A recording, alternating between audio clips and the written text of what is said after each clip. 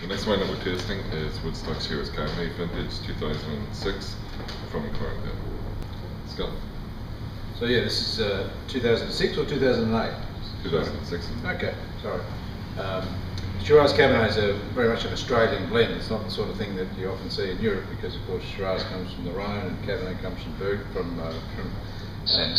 Bordeaux.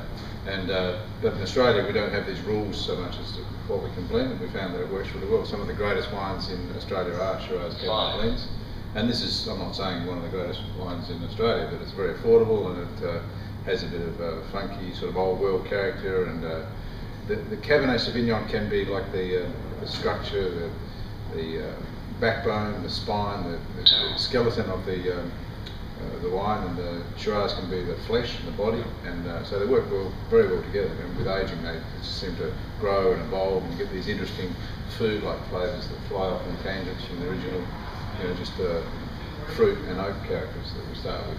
McLaren Vale, they call it the mid-palate in Australia. Whenever you taste this, just the mid-palate, it's so rich, it just goes on forever. With some of the Barossa Shiraz, you're getting a big hit up front with the Shiraz, and then it dies off quickly. So, I mean, this is much more pleasurable. McLaren Vale is one of my favourite areas. I think it's the most underrated area. Yeah, and my father would agree, because he planted the first vines there in Woodstock and bought the property back in 1973. And then we took over some older vines as well, and it has we've got this continuous, rich middle palate flavour with really ripe, juicy fruit flavours, and we get these cool sea breezes, and it's a terrific place for making big, juicy reds. 5 years old already, nowhere near its peak. This will last another 5-10 years. Yeah. So the wine like this, I like to give it the 3-bottle test. Just sit down and drink 3 bottles straight up. And as a general rule, 3 bottles of red before bed is a cure for just about any illness. And if you're chugging, down the third one, you don't do that blend, do you? Don't do the blend. If you chug, if you struggle with the third bottle.